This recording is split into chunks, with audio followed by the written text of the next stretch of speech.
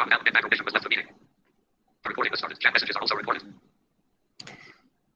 Bismillahirrahmanirrahim. Assalamualaikum warahmatullahi wabarakatuh. Thank you everyone for joining our online class for today. Today we will continue with topic 7 on the cost of production. Let me share my screen for you to see the slides. Yeah. Default button. Turn off camera. See, turn on captions button.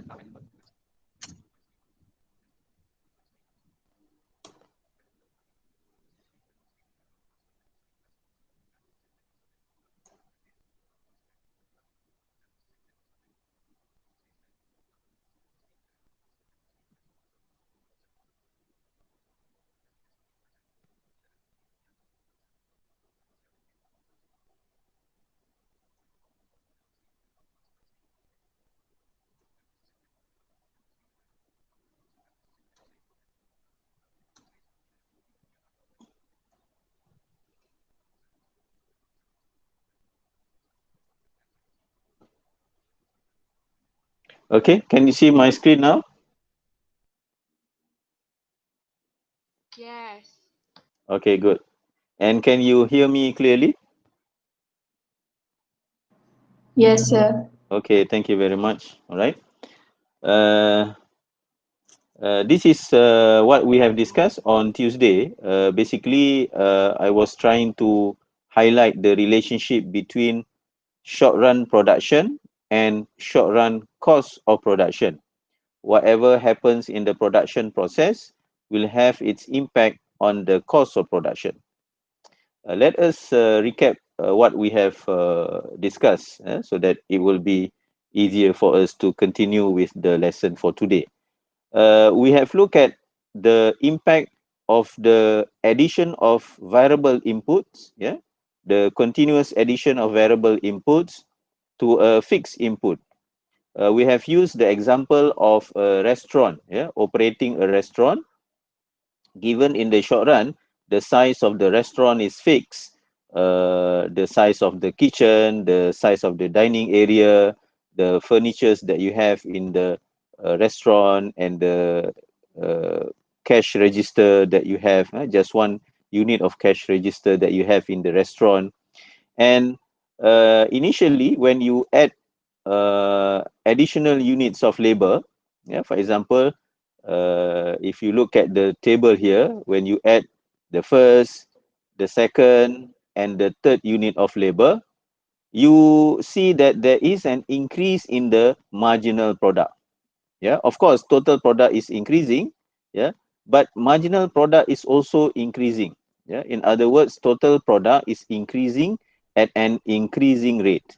We consider this to be the phase of increasing returns, where with the addition of new labor, there will be improvement in efficiency and productivity as a result of the cooperation, division of tasks, and labor specialization that happens in the operation of the restaurant.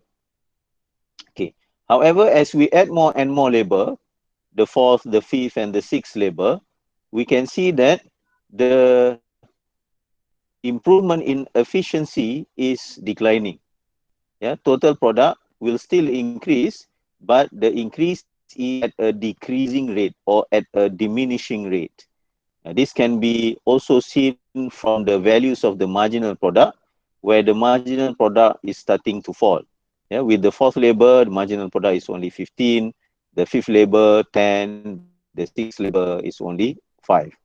And when you continue to add more and more labor, the seventh labor doesn't improve total product at all. So total product did not increase as the seventh labor was added, and therefore marginal product for the seventh labor is 0. And when you add more, the eighth labor will not only will only result in a declining total product. So total product is actually falling, and this is where marginal product becomes negative. Okay. I have also emphasized the relationship between marginal values and average values. In this example, we have marginal product and average product.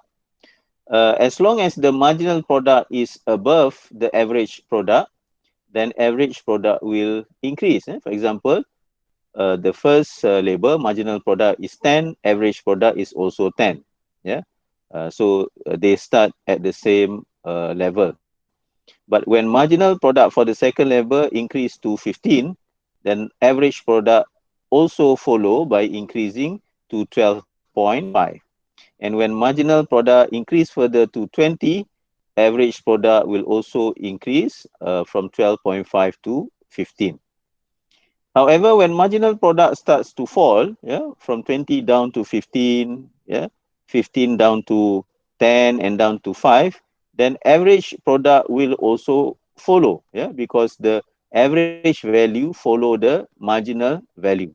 In this case, when marginal product is 15 at 4 units of labor, then since previously average product is also at 15, this does not make any change to the average product. But when marginal product drop to 10, below the average of 15, average product of 15, then average product will start to fall. And also with the sixth labor and the seventh labor, the marginal product is even lower than the average product, so it will pull down average product's value. Okay, and we can see that the relationship is shown in this diagram. Marginal product increase, pulling up the average product, and when marginal product decline, it's pulling down the average product as well. Okay, the reason why I emphasize again on this point is because there will be significant impact in terms of the things that is happening here in the production process on the cost of production. Okay, now let's move quickly to short run cost of production, revisiting what we have discussed earlier. So since we are in the short run, we will have two types of inputs, variable inputs and fixed input. Therefore, we will have two types of variable type of cost, variable cost and fixed cost. And when we combine variable cost and fixed cost, we have the total fixed cost here. This is the numerical example taken from the textbook, a table showing values for total fixed cost, total variable cost, and total cost. Okay. When we look at the diagram, you can see that total fixed costs remain fixed at all level of output. This is an important, we can see an important difference between the diagram for cost of production and the diagram for production. So if you look at the diagram here, the x-axis represent quantities of output, and the y-axis represent the cost, with total fixed cost, total variable cost, or the total cost, combination of fixed and variable cost. However, the diagram that we have seen earlier when we discussed about production relationship, the x-axis represent the number of variable inputs, in this context, the number of labor employed. And the y-axis represent the quantities of output. It can be total product, marginal product, or average product. Okay, so that is a major difference in terms of the diagrams shown for production relationship, and in this example, cost of production. So if you look at the curve for total fixed cost here, it remains at $100 at all level of quantities of output, at all level of output. Even at zero level of output, fixed costs remain at 100. Total variable cost starts from 0 because when you don't produce any output, then you don't need any variable inputs. Yeah, so variable inputs vary with output, and therefore variable costs will vary with output as well. Yeah, so when you don't produce anything, total variable cost is zero. But when you increase your quantities of output, then total variable costs will start to increase. Remember, there were two phases, yeah, in the short run production relationships. Initially, you have increasing return where marginal product is increasing, representing an improvement in efficiency and productivity. However, beyond some point, you have diminishing return when marginal product started to decline. So we can see it here in the total variable cost curve. Initially, when we face increasing return in production, total variable costs increase at a slower rate. You see, total variable cost is increasing, but the increase is at declining rate. Yeah, so the slope becomes flatter and flatter. It means that the increase in the total variable cost is slower. Yeah. However, beyond some point, the total variable cost starts to increase at an increasing rate. This is when diminishing returns happens in production. When marginal products start to decline, the efficiency and productivity becomes lower, then you can see that the total variable cost here increase at a much faster rate. Okay. Total cost is just total fixed cost plus total variable cost. So the shape of the total cost is influenced by the total variable cost, but the location starts from 100, yeah, because the vertical distance between total variable cost and total cost represent the value of total fixed cost. And since total fixed cost remains at 100 at all level of output, then the vertical distance between total variable cost and total cost remains at 100 at all level of output as well. Okay, then we discuss about per unit cost. There are three per unit costs. Yeah, average. We have total fixed cost, total variable cost, and total cost. Therefore, we can also have three averages here: average fixed cost, average variable cost, and average total cost. Yeah, the formulas are shown there. And we also have what we call marginal cost. Remember, marginal analysis in economics is very, very important, and many decisions are made using marginal analysis.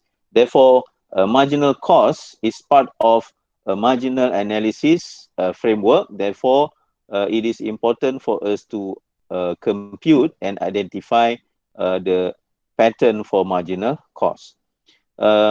Marginal cost, as I have discussed in our Tuesday class, can be computed either by using total cost figures or total variable cost figures. If we look at the table here,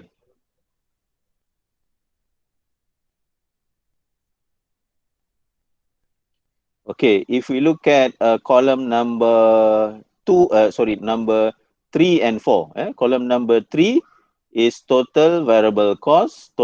Column number 4 is total cost. So the marginal cost figures can be computed by looking at the difference in total cost values and total variable cost values, even though the values are not the same. Yeah? For example, if you look at column number 3, when 0 unit is produced, TVC is 0. Yeah? When 1 unit is produced, TVC is 90. When 2 units is produced, TVC is 170, and so on, right? For column number 4, total cost, when quantities of output is 0, total cost is 100. When quantities of output is 1, total cost is 190. And when the quantities of output is 2, total cost is 270. They are not the same, between the third and the fourth column. But when you compute the difference, they will be the same. Yeah. For example, the change in the change in total cost, yeah, from 0 unit to 1 unit is from 100 to 190. So the difference is 90. The same with the change in total variable cost from 0 units to 1 unit. The change is from 0 to 90. Again, the same difference, $90. Okay, so that is why I have said earlier, marginal cost can be computed using two formulas: the change in total cost divided by the change in quantities of output, or the change in total variable cost divided by the change in the quantities of output. Both will give you the same answer. Okay. Secondly, when you compute marginal cost, yeah, you need to also be aware of uh, the computation for the change in quantities. In this example, the quantities of output increased by 1 unit, right? 0 to 1, 1 to 2, 2 to 3, and so on. And because of that, you just need to look at the difference in the total cost or the difference in the total variable cost. However, in some other examples, you may find that the quantities of output is not necessarily increasing by 1 unit. Sometimes it increase by a multiple of 5 or a multiple of 10. For example, 0, 5, 10, 15, 20, 25, and so on. Or 0, 10, 20, 30, 40, 50, and so on. If you have such figures, then you need to make sure that when you compute for marginal cost, you need to divide by the change in quantities. Yeah, if it's from 0 to 5, then you need to divide by 5. If it is from 0 to 10, then you need to divide by 10. Yeah, in this case, quantities of output increase by 1, so you don't have to worry. So the change in total cost or the change in total variable cost, just divide by 1 at all levels of output.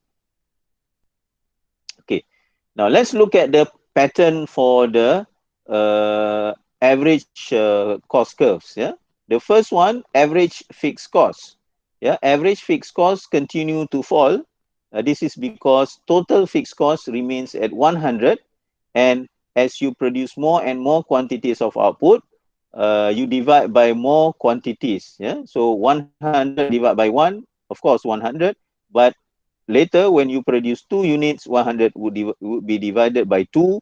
3 units, 100 would be divided by 3. 4 units, 100 will be divided by 4, and so on. Yeah? So as you produce more and more quantities, the average fixed cost will continue to fall. For average variable cost and average total cost, you can see that the pattern is showing a U shape.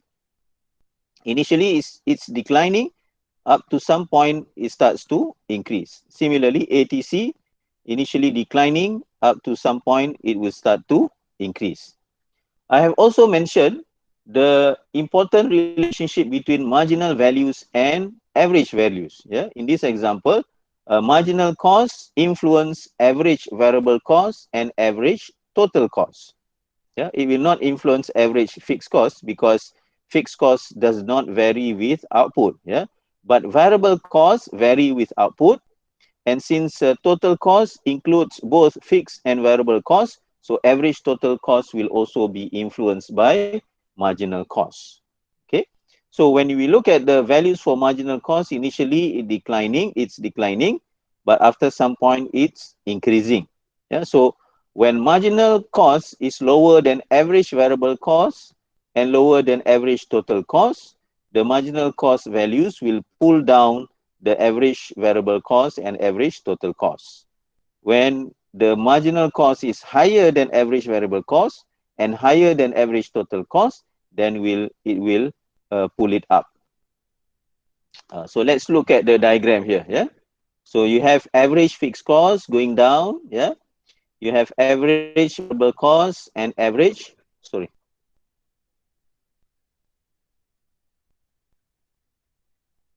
Okay, you have the whole the whole diagram here.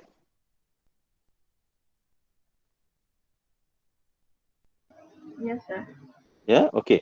So you can see that marginal cost declines, yeah, and this resulted in average variable cost and average total cost to decline as well. Yeah, and when marginal cost cuts the average variable cost curve and move up, yeah, goes above it, then you will see that average variable cost will start to increase. In other words, marginal cost will actually cut the minimum point of the average variable cost. Similarly, when marginal cost cuts the average total cost curve and goes above it, then average total cost curve will start to increase. Yeah, and the same thing, marginal cost will cut the average total cost curve at the minimum point of the average total cost. Okay.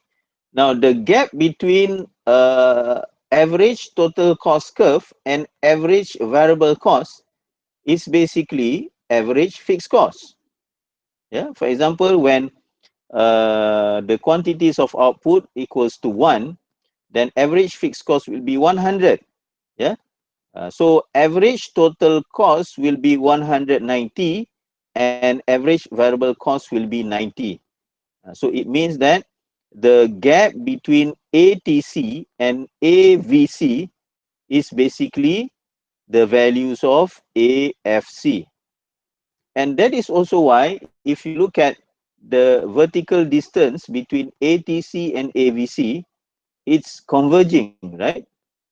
Yeah, the gap becomes smaller and smaller, right? The reason for the average total cost curve and average variable cost curve to becomes closer to each other, and the gap becomes narrower because the vertical distance is basically average fixed cost. And since you can see the average fixed cost is declining as more and more quantities of output is produced, therefore the vertical distance between ATC and AVC is also narrowing. Okay. Okay, this is what I would like to highlight. The summary of our initial discussion, the relationship between production and the cost of production. What you can see at the top there, the marginal product and average product. And what you can see at the bottom there, marginal cost and average variable cost. So when marginal product is increasing, marginal cost is declining, and when marginal product is declining, marginal cost is increasing. They have opposite relationship. In other words, the two diagrams is a mirror reflection of each other. Okay.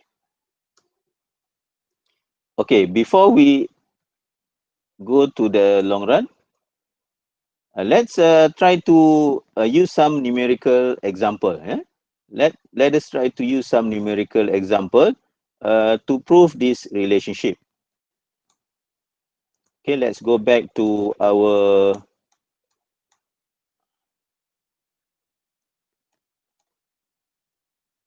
our earlier table. Assalamualaikum, sir.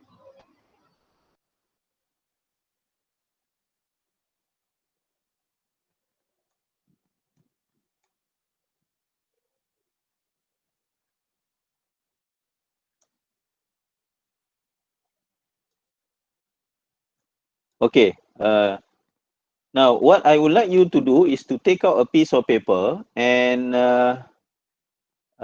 copy this table. Yeah. Okay, the first column is the number of labor. The second column is the total product. The third column is marginal product. And the fourth column is average product. Okay. We would like to compute the values for marginal cost, average variable cost, and total variable cost, given certain assumptions regarding costs of labor. Yeah. So just copy this. Yeah. But just copy up to 6 unit of labor because producers will not employ the 7th and 8th unit of labor. Yeah? So there's no point of hiring more labor if output doesn't increase, yeah, or even output is declining. Yeah. So copy only up to 6 unit of labor.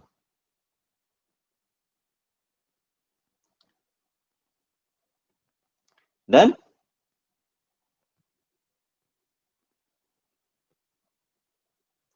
Okay, I hope everyone can participate in this exercise. We are trying to use a numerical example to prove the relationship between production relationship and the cost of production.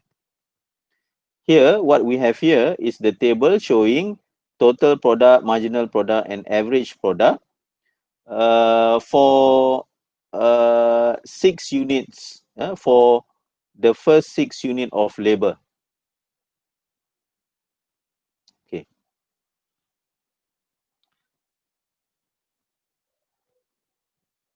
Are you all ready? Are you all done? Yes, sir. Yes. Okay, now let's assume that each unit of labor, we need to pay some wages, right? How much you want to pay? Let's say we are using the earlier example, operating a restaurant. Yeah, let's say our restaurant opens from 8 a.m. to 10 p.m. 14-hour operating hours, yeah, and 14 hours of operation. Let's say we pay each labor $100. Okay, we pay each labor $100. Now, add one more column. Yeah, add one more column. Now we have how many column? 1, 2, 3, 4. Right. Let's say put column number 5, total variable cost. Yeah, total variable cost.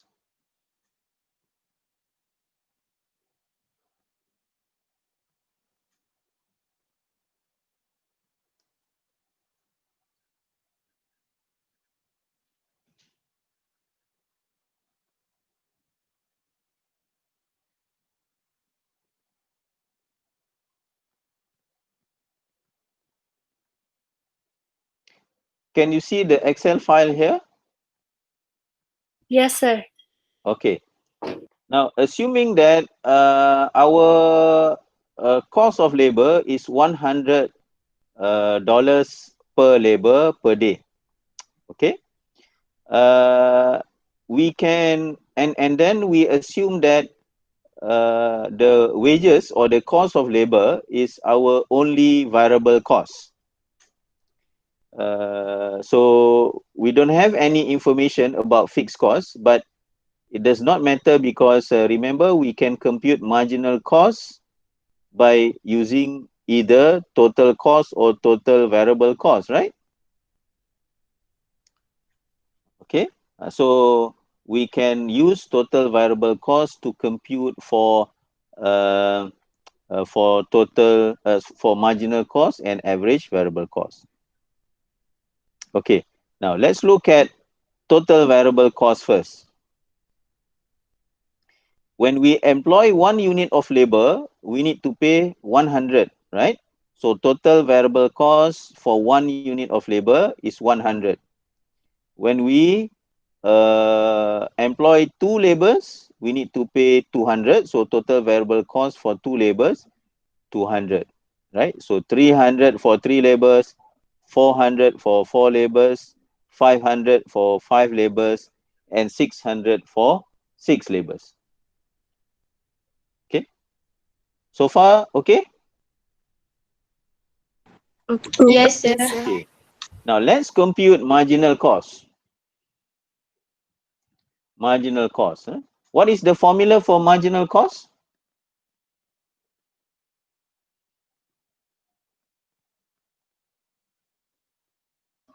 Change in total variable cost over change in quantity. Okay, change in total cost or total variable cost divided by the change in quantity. Okay, so do we have both information to compute MC? Yes, right? So we have this TVC of 100 when we employ one labor. Before this, when we don't employ any labor, total variable cost is 0, right? And quantities of output or total product is also 0.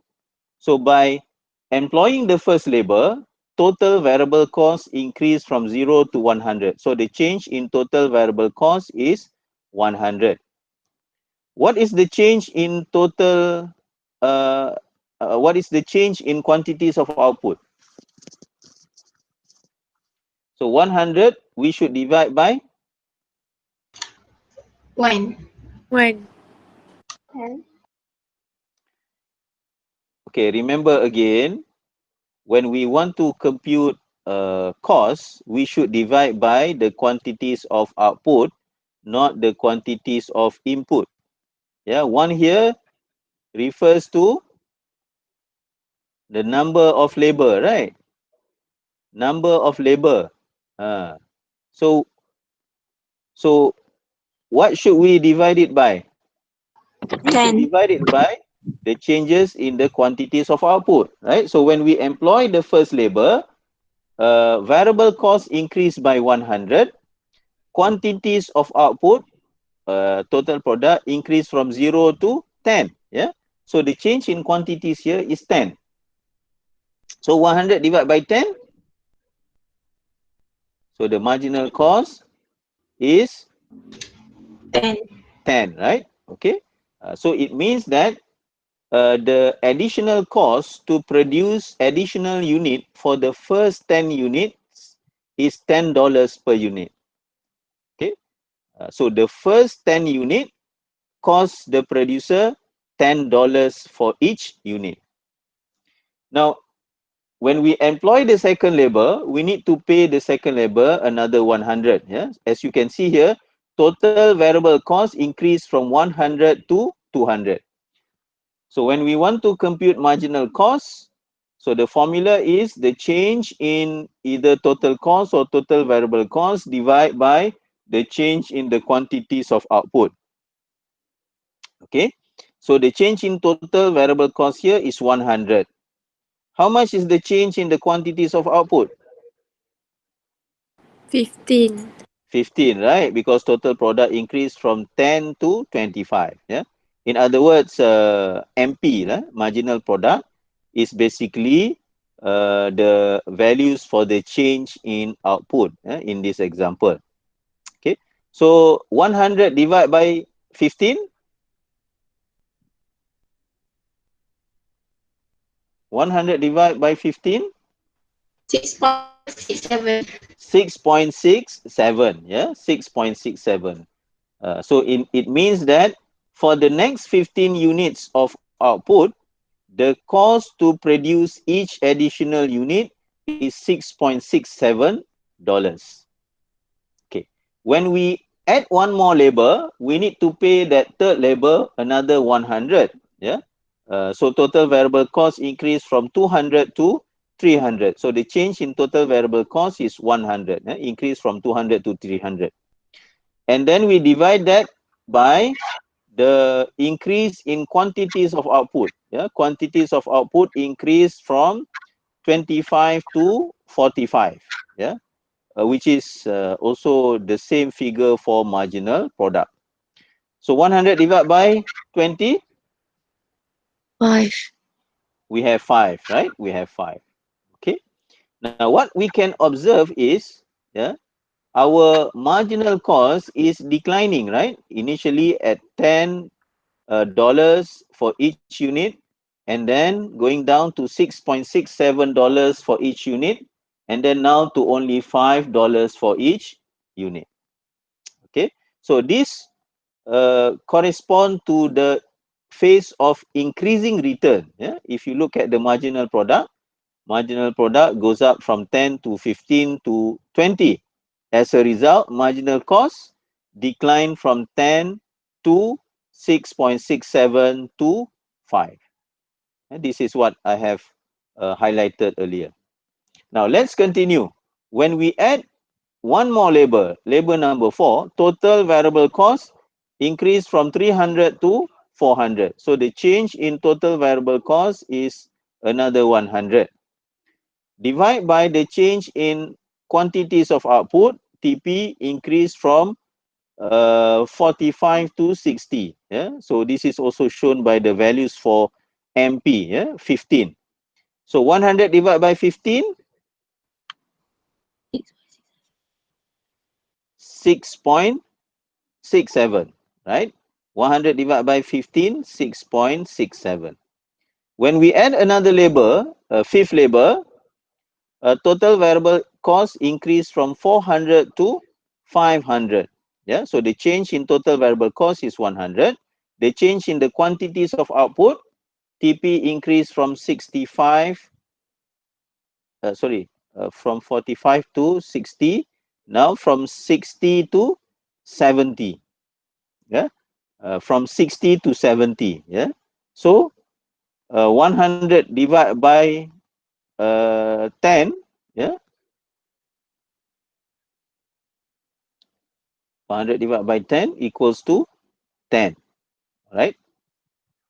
And then when we add the 6 labor, total variable cost increased from 500 to 600. So change in total variable cost is another 100. 100 divided by the change in the quantities of output, TP increased from 70 to 75. Yeah. So change in quantities is 5. In other words, the change in quantities of output here is actually marginal product. Yeah, marginal product. So change in total variable cost divide by the marginal product. So 100 divided by 5, the marginal cost now is 20. Yeah? In other words, the 5 units, yeah, that we produce from 70 units to 75 units, each unit we incur an additional cost of $20. Now, what we can observe is when marginal product is increasing 10 to 15 to 20, marginal cost is declining 10 to 6.67 to 5. When marginal product is declining from 20 down to 15 to 10 to 5, then marginal cost will start to increase. Yeah, from 5 up to 6.67, up to 10, and up to 20. This is the opposite relationship that I have highlighted earlier. MP and MC is a mirror reflection to each other. We can also compute for average variable cost. Okay, average variable cost. Yeah, so average variable cost, total variable cost divided by the quantities of output. Yeah, for example, TVC for 1 unit of labor is 100. So 100 divided by total product of 10, 100 divided by 10, $10 per unit. When we employ 2 labor, total variable cost is 200. 200 divided by 25, you have $8 per unit. And then when you employ 3 units of labor, total variable cost is 300.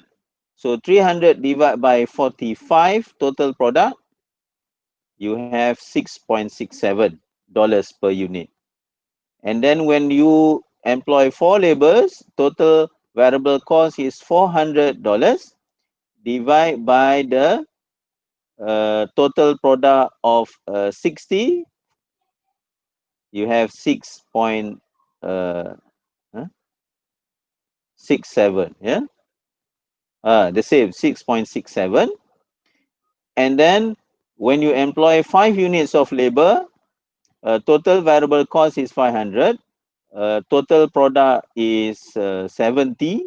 So 500 divided by 70, you get 7.14. And when you employ 6 unit of labor, total variable cost is 600. 600 divided by total product of 75. Average product, average variable cost is $8 per unit. Again, when we compare average product and average variable cost, they are also a mirror reflection to each other.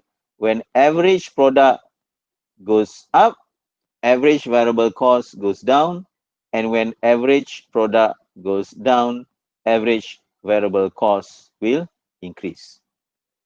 I hope this numerical example creates clarity in terms of your understanding of this relationship. Yeah.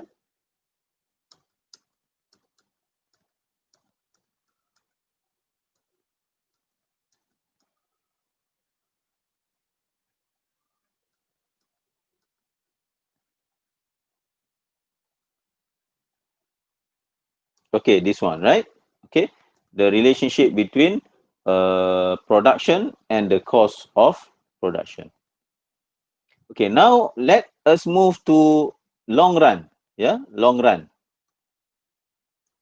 In the long run, the firm can change all of its input. Yeah, let's say if we are talking about a factory, the factory can not only change the number of labor or the number of machines, but also the size of the factory, yeah, the plant capacity.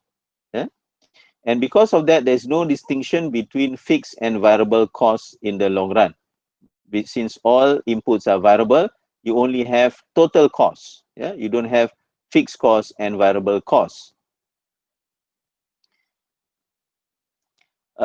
Long run represent many short runs. Yeah, long run represent many short runs.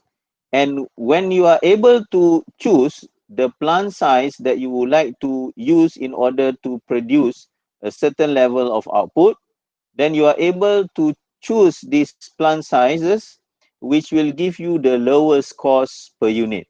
Yeah, you want to minimize cost, right? So you will use the plant size that will give you the lowest cost per unit at the production level that you would like to produce. Yeah? So in other words, the long run average total cost curve is represented by the combination of all the minimum points of the short run. Yeah? Let us use an example here. Okay, let's say we have three possibilities in terms of plant sizes. Yeah, we have short run ATC A, short run ATC B, short run ATC C. A represents small plant size, B represent medium plant size, and C represent large plant size. Yeah? So logically, when we want to produce small output, which plant size should we choose? Small, medium, or large plant sizes? Small. Small, right? Okay, let's say you want to produce only 10 units of output. You don't need a big factory, yeah? Because if you want to use a big factory, the cost will be much higher, because to operate and manage and maintain a large factory is costly. And if you want to produce only small level of output, it will be cheaper, more economical, and even more effective to use a small plant size. Yeah. But if you want to increase your output, if you want to produce output which are much higher, then using small plant size would not be efficient. You need to use large plant size. Yeah. So because of that, because we are in the long run, we are able to choose which of the plant sizes that we would like to use, and the criterion for that will be cost minimization. Yeah, which plant sizes that will give us the lowest cost per unit. For example, if we want to produce 10 units, we can produce 10 units using plant size A, using plant size B, or using plant size C. But which one should we use? A, B, or C?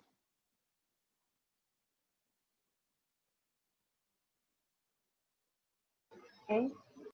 A, because the cost per unit is the lowest, right? Right? We can use plant size B to produce 10 units, but the cost per unit will be higher. In fact, it will be much higher if we use plant size C.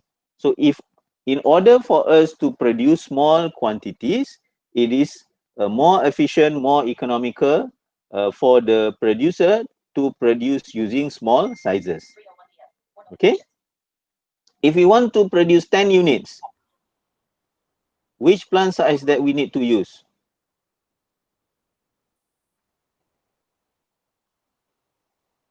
A, B, C? A. A as well, right? So what is the cost per unit? 5. 5. Okay, 5. If we want to produce 30 units, A. A as well. What is the cost per unit?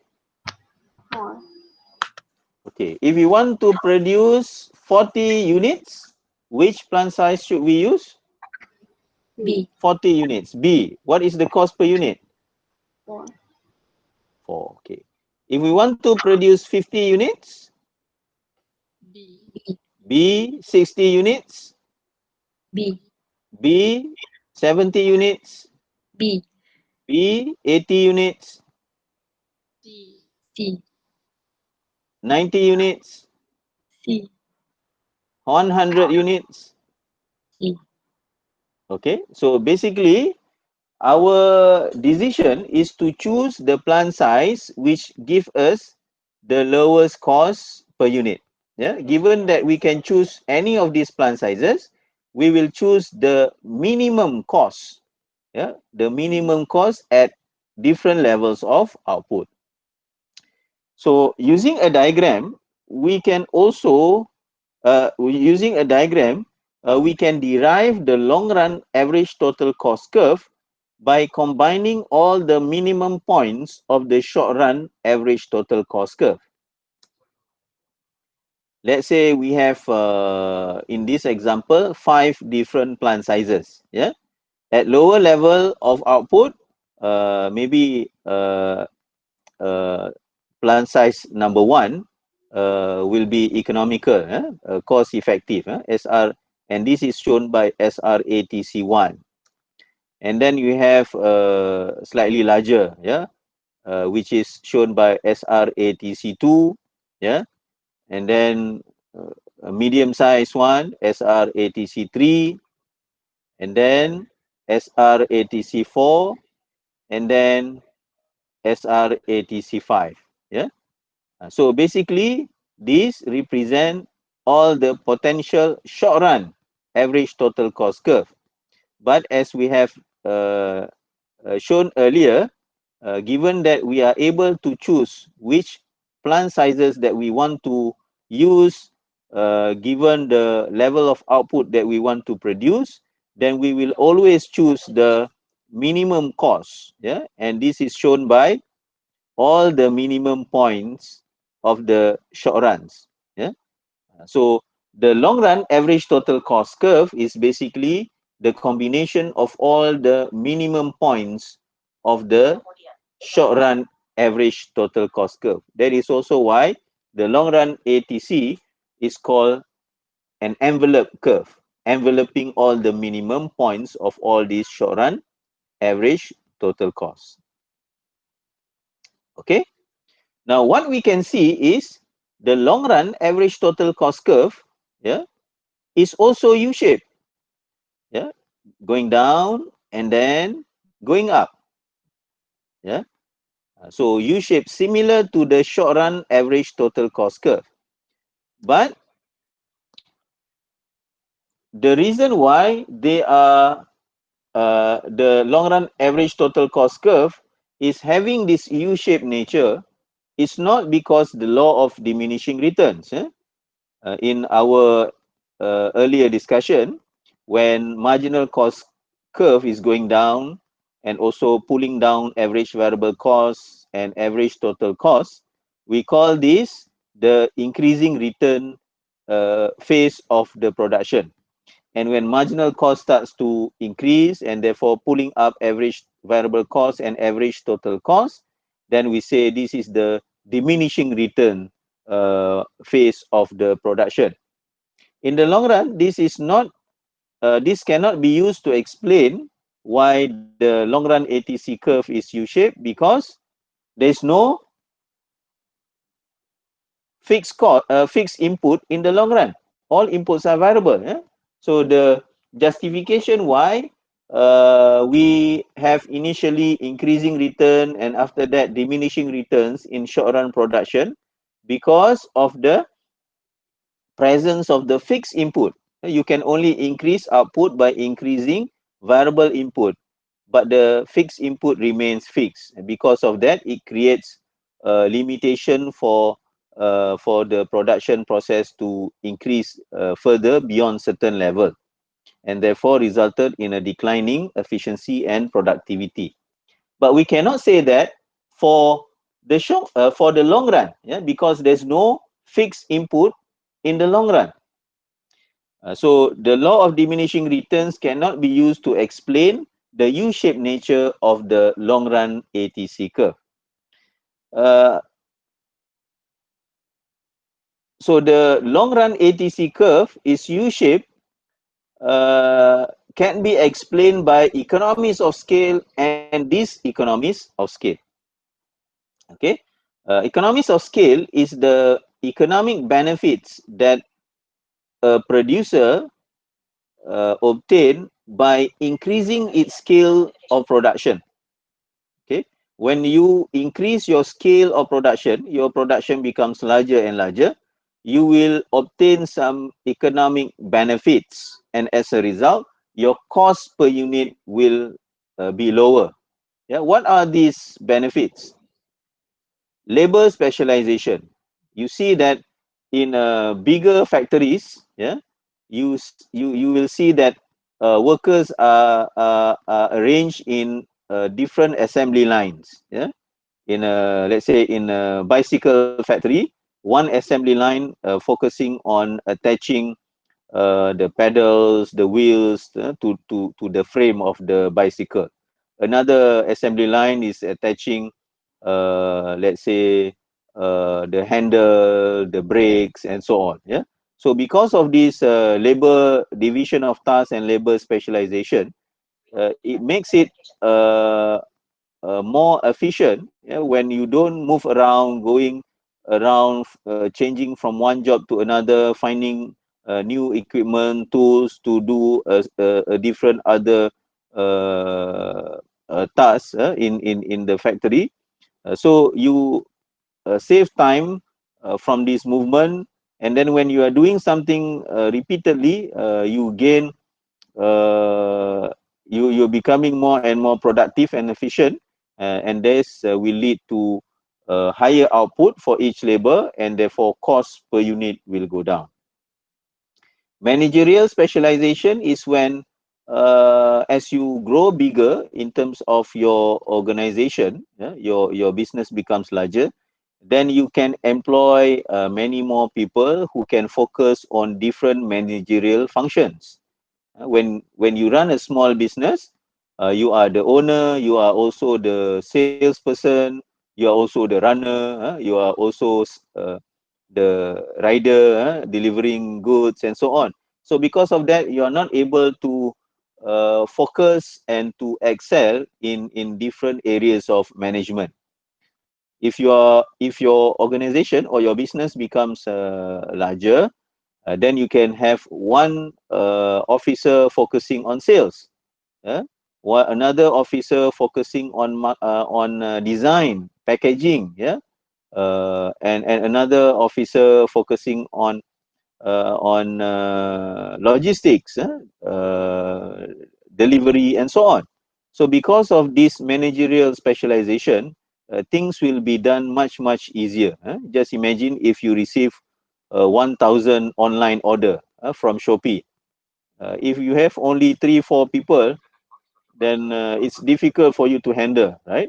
But if you have a team that do the packaging, another team for logistics, sending out through post or through delivery, another team focusing on marketing to increase sales, then there is significant improvement in overall sales and also cost per unit.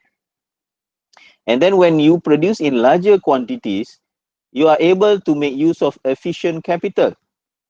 Yeah, efficient capital. For example, if you only have a very small piece of land and you do farming, then it will not be cost effective for you to use a tractor.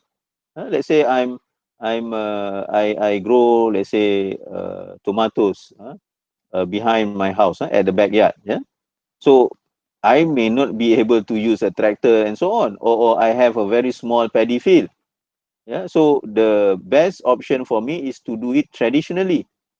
Use labor, manpower, or probably using animals, buffaloes and cows, because they are cheap.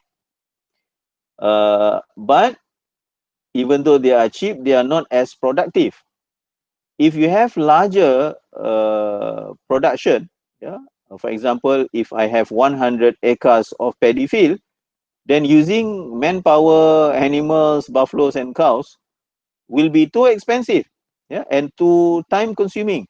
So using tractor would be more effective and very cost efficient as well.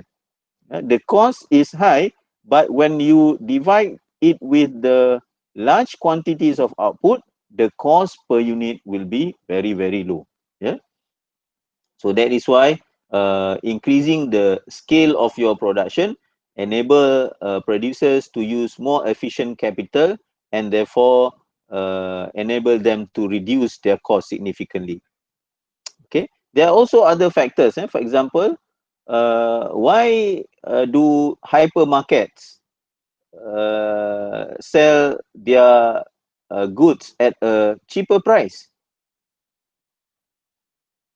If you go to, let's say, the shop in IIUM, you compare the price with, let's say, Giant supermarket or Tesco, there will be quite a significant difference. Yeah. Why is that? Yeah.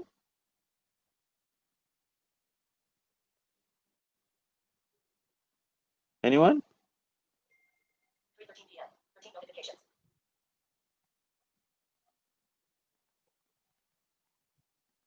This is because they purchase in bulk. Yeah. So when you purchase in bulk, because you produce a lot, right? You purchase in bulk, you will get better price. Yeah. Instead of buying in small quantities for your production, you are paying regular price.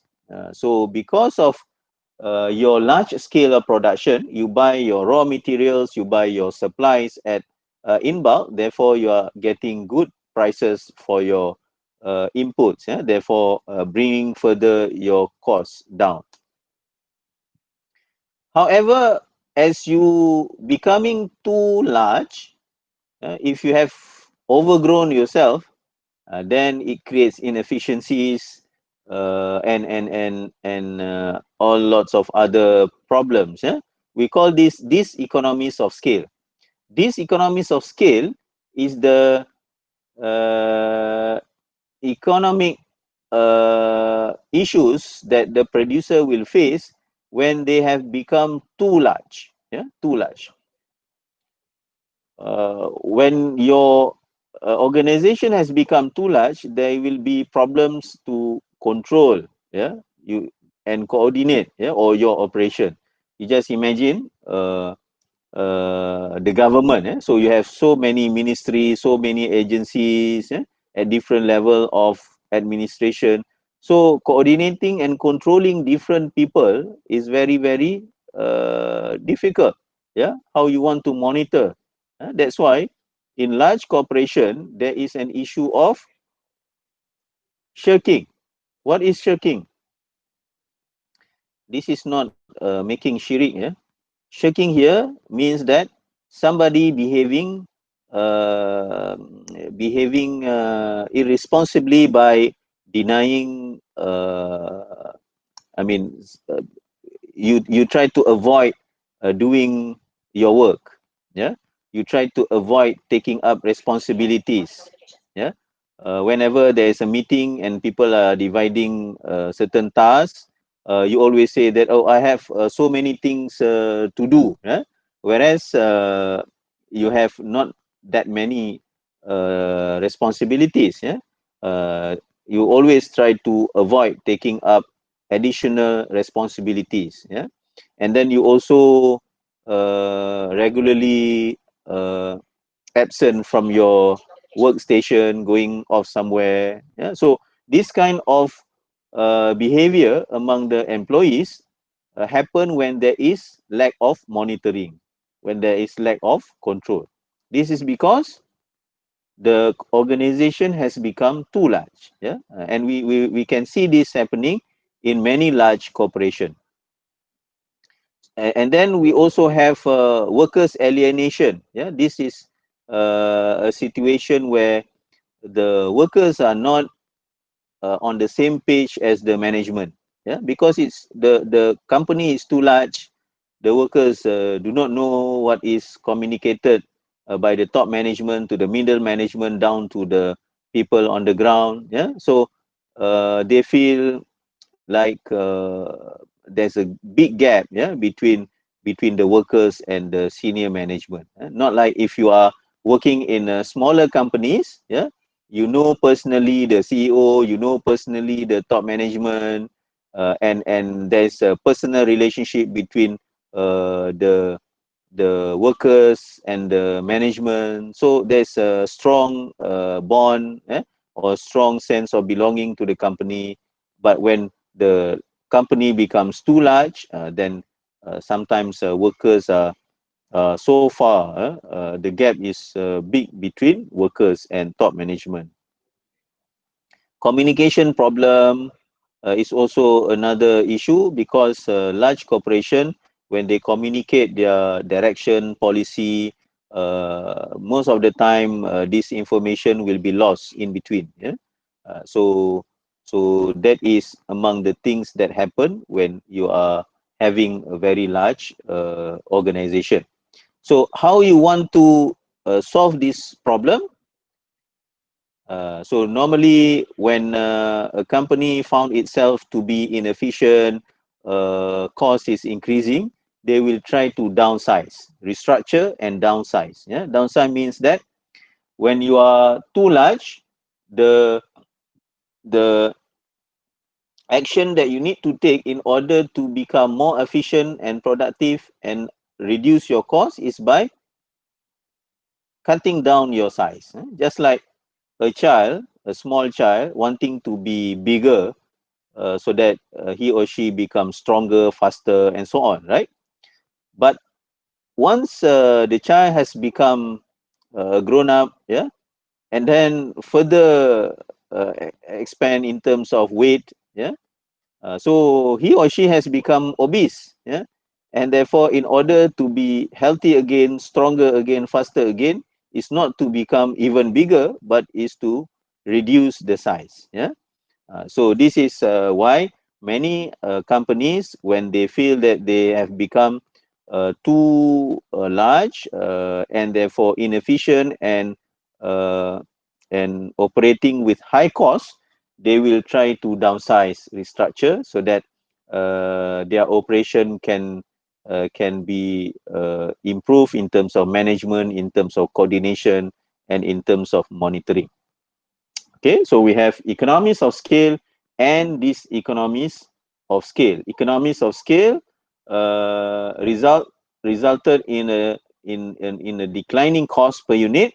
Economies of scale resulted in an increasing cost per unit. In between, we have what we call constant return to scale. Yeah. So economies of scale is when cost per unit is declining. This economies of scale is when cost per unit is increasing. Yeah, but in between, before you suffer from these economies of scale, sometimes you have uh, the phase in which cost per unit remains the same. We call this constant return to scale. So this is the phase in between economies of scale and these economies of scale. Okay, I think I have covered all the necessary components of this topic.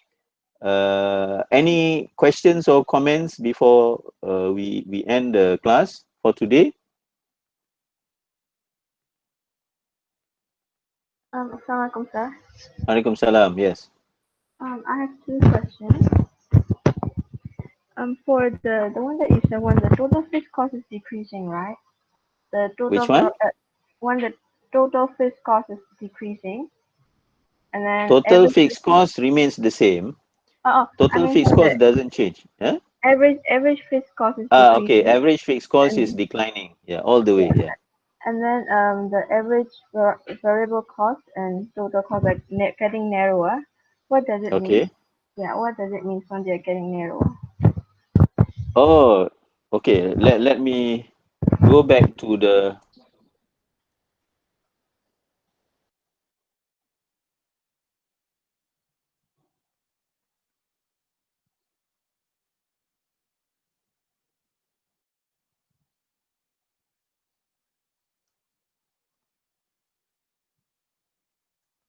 Okay, if you can see from the slide here, No, sir. It was the previous one. Yes, this one, right? Okay. yes. So the gap between ATC and AVC is AFC, right? Yeah. AVC plus AFC equals ATC. So it follows that ATC minus AFC equals AVC. So the gap there, the vertical distance between ATC up there and AVC down there, the gap there is actually the values of AFC. Okay. Okay. Okay, right? Yes. Yes. Okay, so the distance there between the vertical distance between ATC and AVC is basically the value of AFC, and since AFC is going down all the way, so the vertical distance there becomes smaller and smaller. That's all. Yeah, that's all. Yeah. And then just now that you mentioned like for ATC, it is influenced by both marginal cost and another one is average variable cost. Right? So marginal cost here influence both average variable cost and average total cost. Yeah. So the marginal values influence the average values. Oh, okay. Okay. But for So when average fixed cost is not affected by marginal cost, right? yes, average fixed cost is not important here because it remains fixed at any level of output. So it doesn't have any impact on marginal cost, doesn't have any impact on average variable cost. Okay, sir. Okay. Okay, sir. Any other question?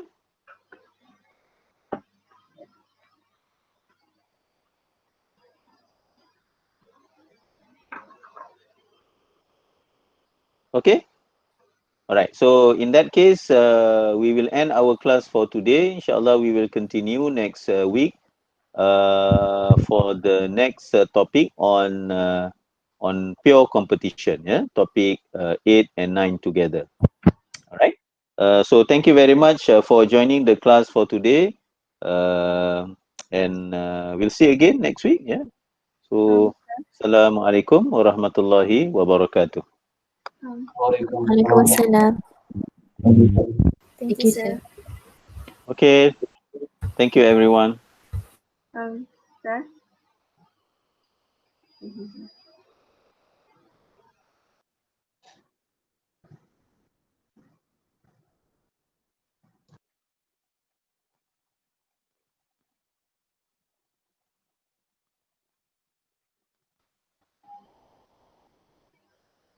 Sir.